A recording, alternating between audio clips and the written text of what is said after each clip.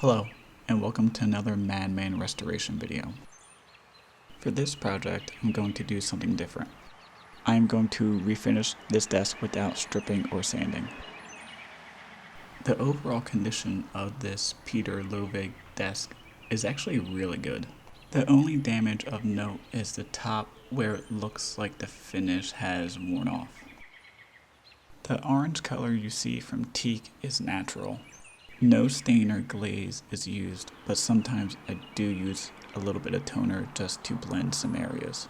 This makes refinishing teak very easy.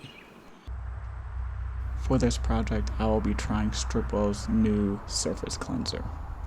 This came out earlier this year and claims to have a few uses, one of them being a liquid sander that I will be trying here. To use as a liquid sander, the directions say to make a 50-50 solution of surface cleanser and distilled water. Spray a section at a time and wipe with a clean cloth. The goal here is to clean the surface in preparation for using the surface cleanser at full strength so it can be used as a liquid sander. You want to continue to do this until the cloth or rag you use is clean. This piece wasn't that dirty and my rag shows it. Now that the piece is fully dried, I'm going to use surface cleanser at its full strength. To apply, use the spray bottle, then a foam brush, and wipe in the direction of the grain, making sure to cover the entire piece.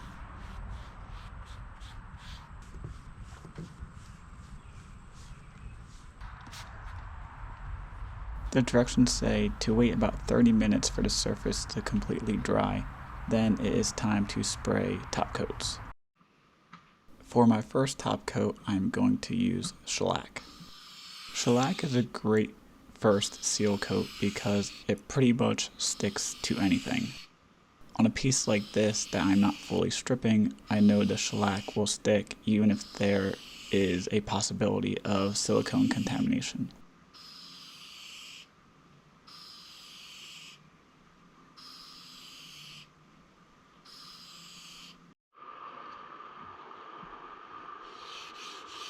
I know this video says there's no sanding involved, however, you still have to scuff in between your top coats, so that's not really sanding.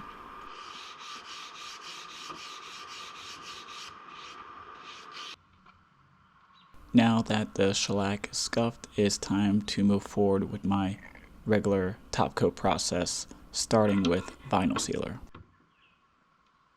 The ratio is pretty standard, 70% vinyl sealer to 30% lacquer thinner with a splash of blush retarder. And I use the same ratio with my lacquer top coats.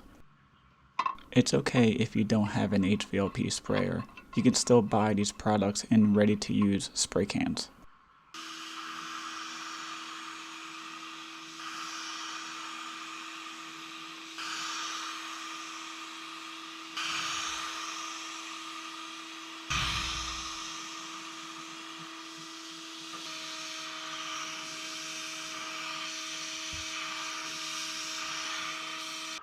After the vinyl sealer has dried, I scuff using 320 grit sandpaper, and I repeat this process 2 times. To address the discoloration, I'm going to use some toner. First, I'm going to start with orange transparent toner. I know some people are put off by toner because of its difficulty. My biggest tip is to remember you are lightly misting the color on there. As you see here, every pass of the spray can brings the color a little closer to where I want. Take your time with toner, and less is more.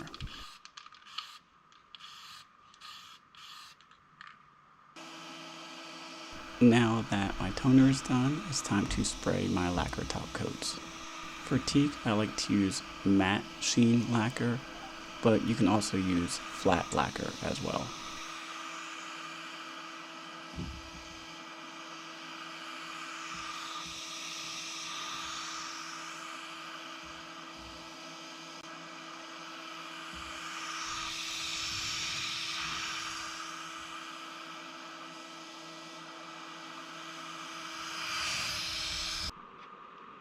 After the lacquer has dried, I scuff with 320 grit sandpaper, and I repeat this process 2 more times.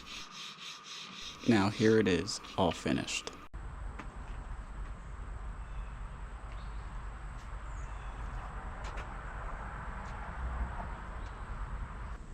After using Stripwell Surface Cleanser, I can definitely give it my recommendation. It is a lot less messy than sanding, and I feel it gave the piece a nice consistent texture for my top coats. You can buy the Surface Cleanser at stripwell.com and use my promo code MADMAN for 10% off your entire order.